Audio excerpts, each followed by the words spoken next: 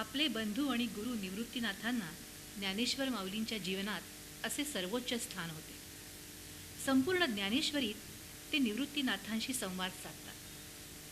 असा संवाद ते आणखी कोणाशी साधतात तर श्रोत्यांशी.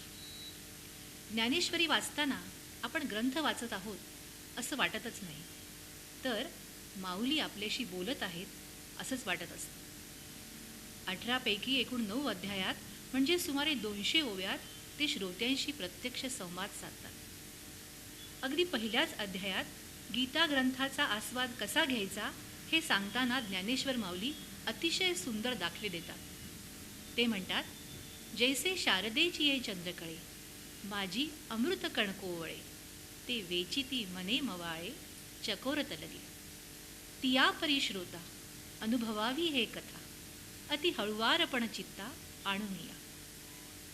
शरद ऋतूतल्या टिपूर चांदण्यात जे कोवळे अमृताचे कण असतात ते चकोर पक्षाची पिल्लं अतिशय मृदू मनाने वेचतात. त्यावरच त्यांचं पोषण होतं. ज्या हळुवारपणे ती तलगे म्हणजे पिल्ले अमृतात न्हात अमृतकण टिपतात, तसे ज्ञानेश्वरीच्या चांदण्यात सुस्नात होत श्रोत्यांनी गीतामृत टिपायचे आहे. म्हणजेच आपले चित्त एकाग्र करत, वासनांना दूर सारत, इंद्रियांनाही कळणार नाही इतक्या हळुवारपणे ही कथा श्रोत्यांनी अनुभवावी. गीतेचा अर्थ श्रोत्यांना समजावताना ज्ञानेश्वर माऊली त्यांच्याशी जवळीक साधतात, पण ती अधिकारवाणीने नाही, तर श्रोत्यांचे लेकरू म्हणून.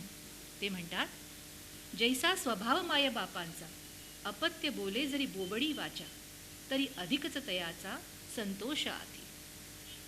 ते श्रोत्यांना म्हणतात, लहान मूल जरी वेडं वाकडं बोबडं बोलत असलं तरी आईवडिलांना मात्र त्याचे ते बोल अतिशय मधुर वाटतात आणि त्यांना आनंद होतो. तसेच हे श्रोते हो, माझे गीतेवरचे निरूपण ऐकून तुम्ही संतुष्ट व्हावे. अतिशय प्रतिभावान असले तरी अहंकाराचा लवलेश नसलेल्या ज्ञानेश्वर माऊलींच्या उत्तुंग व्यक्तिमत्वाचं हे किती सुंदर उदाहरण आहे. चंद्र, परीस, कामधेनू, कल्पतरू, चिंतामणी असं म्हणून ते श्रोत्यांचा गौरव करतात. या गौरवाने श्रोते सुखावतात, पण हा मोठेपणा बहाल करताना किती मोठी जबाबदारी ते आपल्यावर टाकतायत ते हळूहळू श्रोत्यांच्या लक्षात येते. श्रोत्यांना याची जाणीव करून देताना ज्ञानेश्वर महाराज म्हणतात, हे सारस्वताचे गोड, तुम्ही जी लाविले जी झाड, तरी अवधान अमृते वाड, सिंपोनी कीजे. रसिक श्रोत्यांशिवाय सारस्वताची म्हणजे साहित्याची निर्मिती होऊ शकत नाही. म्हणून तुमचं अवधान, तुमचं लक्ष या साहित्यरूपी झाडाला मोठं होण्यासाठी खूप आवश्यक आहे. तुमचं अवधानरूपी अमृत शिंपडून तुम्हालाच ते मोठं करायचं आहे. ज्ञानेश्वरीचे वेगळेपण अधिक बारकाईने पाहिल्यास त्यांनी विविध पात्रांच्या तोंडी घातलेले संवाद व त्या पात्रांचे केलेले मनोविश्लेषण पाहावे. मूळ गीतेतील धृतराष्ट्र, संजय, अर्जुन व श्रीकृष्ण या 4 पात्रांचा वस्तुनिष्ठ संवाद ज्ञानदेवांनी मोठ्या बहारीनं फुलवलेला आहे. या 4 पात्रांच्या अंतरंगात शिरून त्यांच्या मनात उठलेले भावनांचे कल्लोळ ज्ञानदेवांनी अप्रतिम रंगवलेत. जसं की धृतराष्ट्रांचे वर्णन करताना ते म्हणतात, तरी पुत्र स्नेहे मोहितू, धृतराष्ट्र असे पुसतू, म्हणे संजया सांगे मातू कुरुक्षेत्रीची. आधीच अंध आणि त्यात पुत्र मोहाने अंध धृतराष्ट्र आपल्या नजरेसमोर माऊलीच उभे करतात. संजय हा धृतराष्ट्रांचा सारथी. व्यासांची त्याच्यावर कृपा झाली आणि त्याला दिव्य दृष्टी प्राप्त झाली. त्यायोगे त्याने सर्व संग्राम राजमहालात बसून दिव्य दृष्टीने अनुभवला. श्रीकृष्ण अर्जुनाचा संवाद प्रत्यक्ष ऐकला. धृतराष्ट्रांच्या इच्छेनुसार तो वर्णनही केला.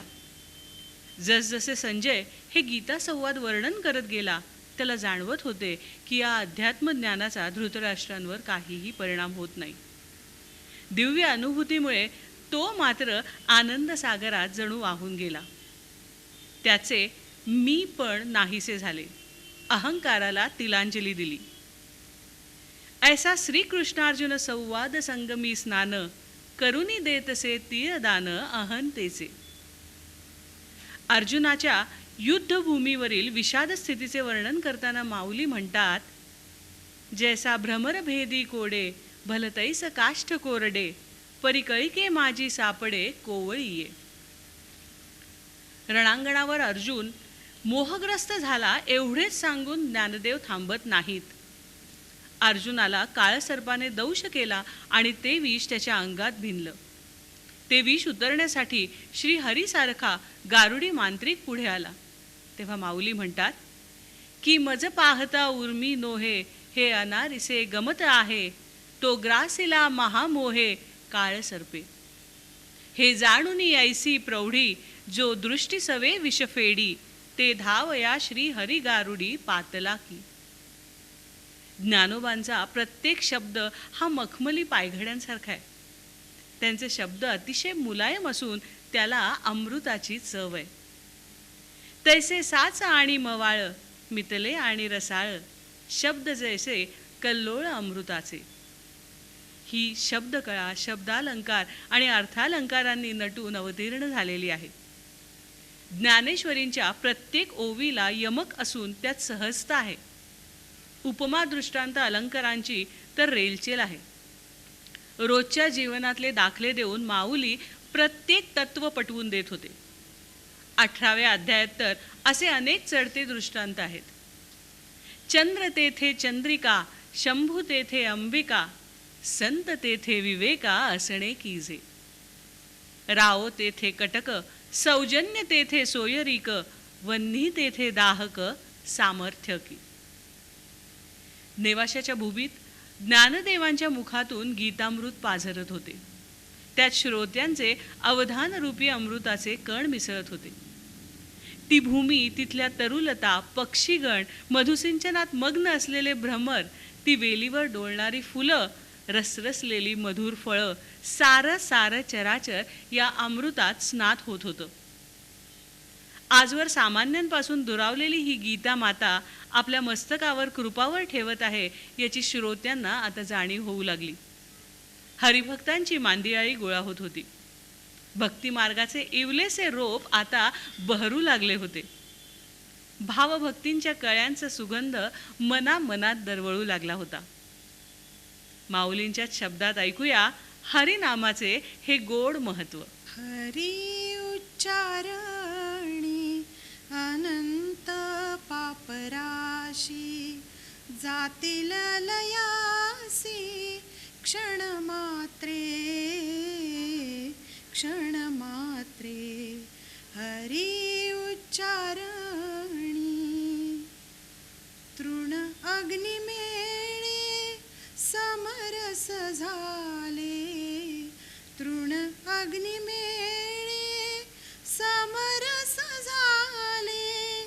तैसे नाम केले जपता हरी, तैसे नाम केले जपता हरी, जपता हरी. हरी उच्चारणी, हरी उच्चारण मंत्र हा अगाध, हरी उच्चारण मंत्र हा अगाध. पळे भूत बाध भेणे तेथे, पळे भूत बाध भेणे तेथे, पळे भूत बाध भेणे तेथे, भेणे तेथे. हरी उच्चारण ज्ञानदेव म्हणे हरी माझा समर्थ, ज्ञानदेव म्हणे हरी माझा समर्थ. न करणे अर्थ उपनिषदा, न करणे अर्थ उपनिषदा, उपनिषदा, उपनिषदा. हरी उच्चारणी अनंत पापराशी, जातील लयासी क्षणमात्रे क्षणमात्रे. हरी विचारण. 18व्या अध्यायात गीता गौरव करताना ज्ञानेश्वरांनी म्हटले आहे, 7 शते श्लोक अध्याय 18 लेख, तरी देव बोलले एक दुजे नाही. ज्ञानेश्वरीतील ओवी हा मराठीतील आद्यमुक्त छंद आहे. तिच्यातल्या शब्दांचा उच्चार गद्यात तालासह किंवा अगदी गाऊनही करता येऊ शकतो. म्हणून आपल्या मराठी भाषेतील ओव्यांमधून ज्ञानेश्वरांनी आपले गीतेचे तत्वज्ञान लोकांसमोर मांडले. मराठी भाषेवर असलेले त्यांचे प्रेम ते ज्ञानेश्वरीतील आपल्या काव्यातून वेळोवेळी व्यक्त करतात. ते म्हणतात, व्यासांच्या पावलांचा मागोवा घेत मी ग्रंथविचार मराठीत आणला. माझ्या मराठी भाषेचे मोठेपण मी काय सांगू. माझा मराठाची बोलू कौतुके, परी अमृतातेही पैजा जिंके. ऐसी अक्षरे रसिके मेळवी. माझ्या मराठी भाषेचं कौतुक मी काय सांगू. माझे मराठी शब्द साधे असूनही अमृतापेक्षाही मधुर आहेत. ये मराठाची ये नगरी, ब्रह्मविद्येचा सुकाळू करी. आजवर ब्रह्मविद्या गहन समजली जात होती, पण आज मी ती मराठीच्या सुबोधतेच्या नगरात आणून तिचा सर्वत्र सुकाळ केला आहे, असं ज्ञानेश्वर माऊली अगदी अभिमानानं सांगतात. मराठी भाषाच नाही तर तिच्यातील शब्दांचे सामर्थ्य ज्ञानदेवांनी ओळखले होते. म्हणूनच ते म्हणतात, जैसे बिंब तरी बचकेची येवडे, परी प्रकाशाची त्रैलोक्य थोकडे. शब्दाची व्याप्ती तेणे पाडे, अनुभवावी. सूर्यबिंब दुरून पाहताना अगदी लहान, बचकेत म्हणजेच मुठीत मावेल एवढे छोटे दिसते, पण त्याचा प्रकाश सारं जग उजळून टाकतो. त्याचप्रमाणे माझ्या भाषेतील एक एक शब्द इवलासा दिसत असला तरी त्यात फार मोठा भावार्थ दडलेला आहे. आपल्या रसाळ मराठी भाषेचे, तिच्यातील शब्दांचे सामर्थ्य ज्ञानदेवांनी ओळखले होते. म्हणूनच गुरुप्रसाद होताच ज्ञानेश्वरी या आपल्या ग्रंथातून साहित्य सोन्याच्या खाणी त्यांनी आपल्या सर्व मराठी जनांसाठी खुल्या केल्या. आपण सर्वांनी कितीही लुटलं तरी यातील धन कधीच संपणार नाही. ज्ञानदेवांचे शब्द सामर्थ्य तर अलौकिक होतेच, त्याशिवाय गीतेतील गहन तत्वज्ञान लोकांना समजावून सांगताना विषयाच्या स्पष्टीकरणार्थ त्यांनी मनुष्य स्वभावाचा योग्य उपयोग करून घेतला. स्त्री आणि पुरुष दोघांच्याही स्वभावाचे आपल्या काव्यातून त्यांनी केलेले दिग्दर्शन अतिशय सुंदर आहे. स्त्रीची तर अनेकविध रूपं त्यांनी वर्णन केली. पहिल्याच अध्यायात आपल्या काव्यकन्येची मूर्ती शब्दबद्ध करताना ते म्हणतात की, प्रथमवय साकाळी लावण्याची नभाळी, प्रगटे जैसी आगळी अंगना अंगी. नववधू, पतिव्रता, सुगरण, माता, कामिनी, सती, विधवा, स्वैरिणी, गावद्वारीची अहेव, स्वपत्नी आणि विरहिणी अशी विविध स्त्रीरूपं अत्यंत समर्पकरित्या माऊलींनी संपूर्ण ज्ञानेश्वरीत रेखाटली आहेत. विरहिणी विरहिणी म्हणजे पतीवर उत्कट प्रेम करणारी व त्याच्या विरहाने व्याकुळ होणारी स्त्री. ज्ञानदेवांची ही विरहिणी श्रीकृष्णावर भक्ती करणारी आहे.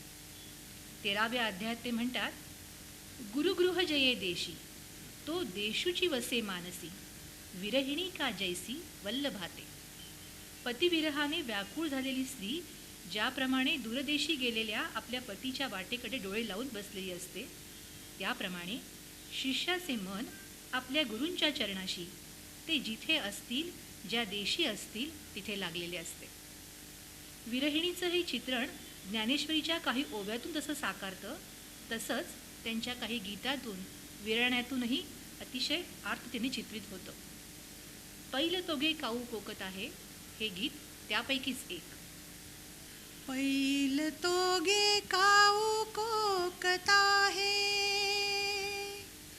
पैल तोगे काऊ कोकत आहे, शकून गे माई सांगत आहे.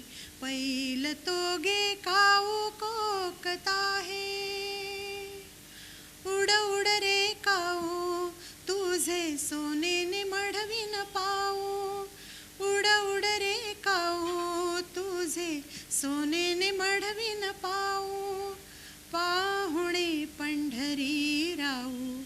घराक येती पैल तोगे काऊ कोकता हे.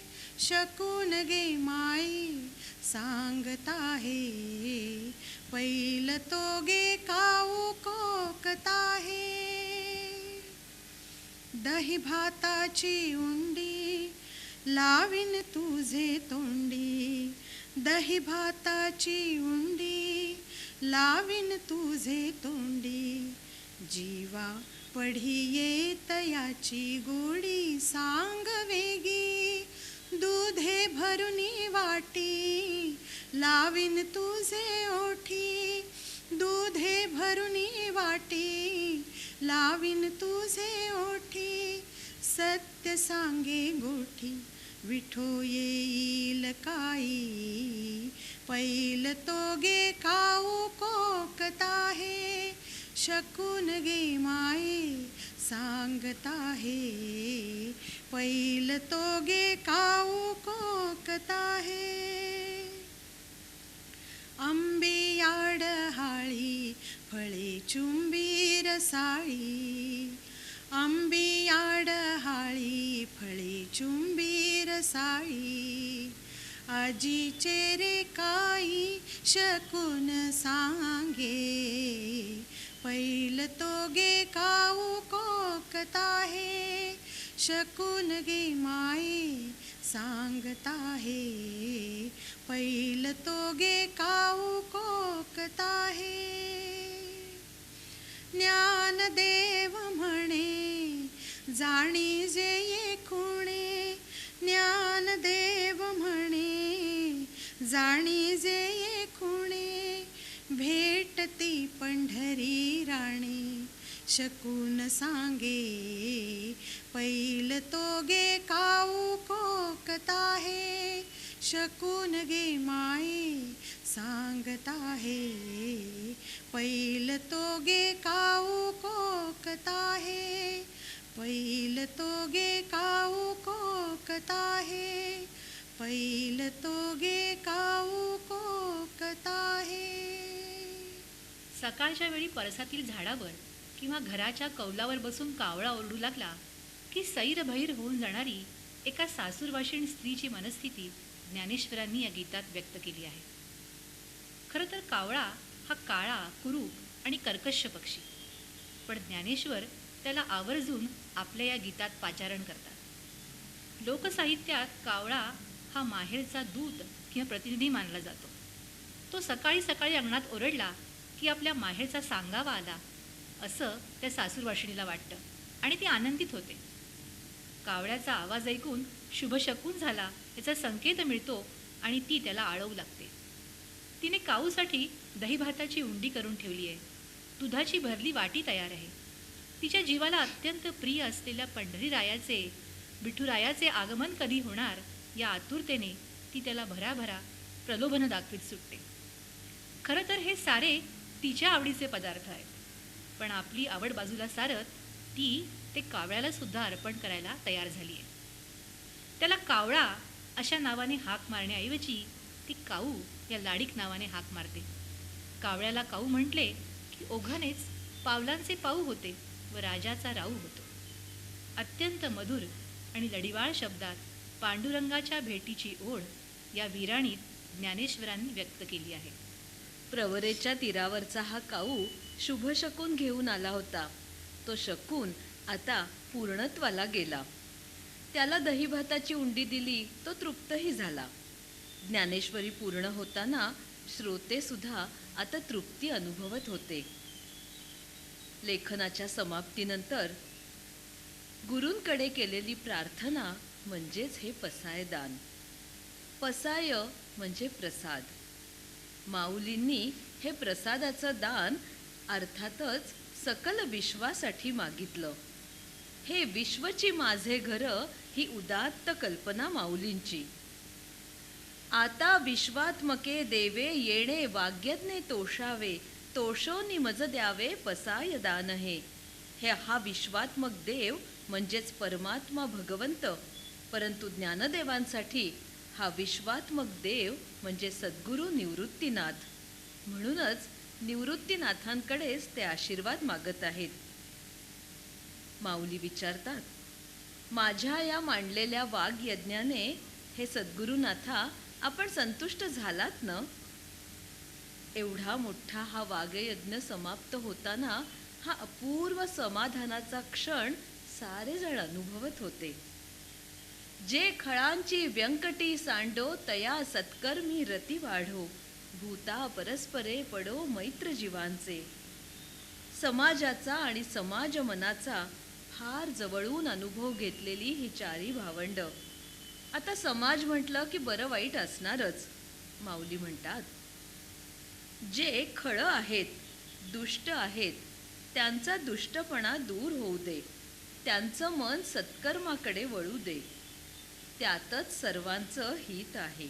दुरितांचे तिमिर जावो, विश्व स्वधर्म सूर्ये पाहो, जो जे वांछील तो ते लाहो प्राणी जात. जे जे दुरित म्हणजे दुराचारी आहेत, त्यांच्या जीवनातला सुद्धा अंधकार दूर होऊ दे आणि सर्वांच्या कामना सफल संपूर्ण होऊ दे. स्वधर्म हा सूर्यासारखा तेजस्वी असतो आणि सगळ्या विश्वात तोच तळपत राहू दे. वर्षत सकळ मंगळी ईश्वर निष्ठांची मांदियाळी, अनवरत भूमंडळी भेटतू भूता. सर्वांवर मंगलाचा वर्षाव होवो. किती उदार मन माऊलींचं, आणि त्यांचं अंतःकरण सुद्धा तितकंच विशाल. जे जे ईश्वरनिष्ठ म्हणजे संत सज्जन आहेत, त्यांचे लोककल्याणार्थ अवतार हे असे वारंवार होत राहोत. चला कल्पतरूंचे आरव, चेतना चिंतामणींचे गाव, बोलते जे अर्णव पियुषांचे. कल्पतरू म्हणजे कल्पिलेलं देणारा वृक्ष, चिंतामणी म्हणजे चिंतिलेलं देणारा मणी, अर्णव म्हणजे समुद्र, तोही कसा तर साक्षात पियुषाचा म्हणजे अमृताचा. आणि हे सगळं संतांच्या रूपात शक्य आहे. ते सर्वांना लाभू दे. सगळेजण सुखी व्हावोत आणि दुःख जरी आलं ना तरी त्यावर मात करण्याची सगळ्यांना ताकदही मिळावी. चंद्रमेजे अलांछन, मार्तंड जे तापहीन, ते सर्वाही सदा सज्जन सोयरे होतू.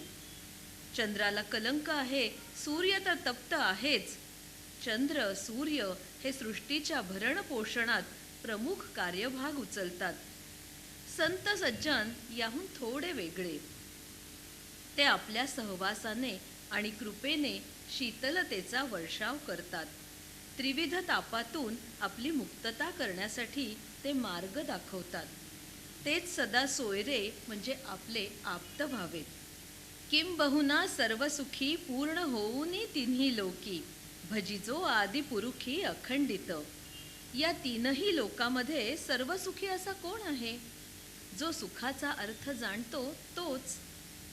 आणि ग्रंथोपजीवीये विशेषी लोकी इये, दृष्टादृष्ट विजये होवा वेजी. ग्रंथाच्या वाचनाचं संपूर्ण सार म्हणजे जणू हे पसायदान. 9000 ओव्यांचं सार अवघ्या 9 ओव्यात. भगवान श्रीकृष्णांचं जिथे अधिष्ठान तिथे विजय निश्चितच. येथ म्हणे श्री विश्वेश्वराहो, हा होईल दान पसावो, येणे वरे ज्ञानदेव सुखिया झाला. सुखाच्या कल्पनांचा माऊलींनी स्वतःसाठी केलेला हा आगळा वेगळा खुलासा. आपल्या सद्गुरूंकडे सर्वांच्या सुखशांतीसाठी समाधानासाठी ते दान मागत आहेत. दान मागण्याच्या या संकल्पनेचा हा अत्युच्च कळसच नव्हे काय? आज 725 वर्षानंतरही आपण सर्वजण ही विश्वकल्याणाची प्रार्थना म्हणून तर मनापासून करत आहोत. प्रार्थनेतील ताकद फार मोठी असते. कितीही संकटे आली तरी आपला पाया अजून भक्कम आहे तो या प्रार्थनेच्या बळावरच. आता विश्वात्मके देवे, येणे वाग्यज्ञे तोषावे, तोषूनि मज द्यावे, पसाय दान हे. जे खळांची व्यंकटी सांडो तया सत्कर्मी रती वाढो भूता परस्परे पडो मैत्र जीवांचे दुरितांचे तिमिर जावो विश्वस्वधर्म सूर्ये पाहो जो जे वांछील ते लाहो प्राणी जात वर्षत सकळ मंगळी ईश्वर निष्ठांची मांदियाळी अनवरत भूमंडळी भेट तू भूता चला कल्पतरूंचे आरव चेतना चिंतामणींचे गाव बोलते जे अर्णव पीयूषांचे चंद्रमे जे अलांछन मार्तंड जे तापहीन ते सर्वाही सदा सज्जन सोय रे हो तू किंबहुना सर्व सुखी पूर्ण होऊनी तिन्ही लोकी भजिजो आदिपुरुखी अखंडित आणि ग्रंथोपजीविये विशेषी लोकीये दृष्टादृष्ट विजये हो आवेजी येथ म्हणे श्री विश्वेश्वरावो हा होईल दान पसाओ येणे वरे ज्ञान देवो सुखिया झाला सुखिया झाला सुखिया झाला.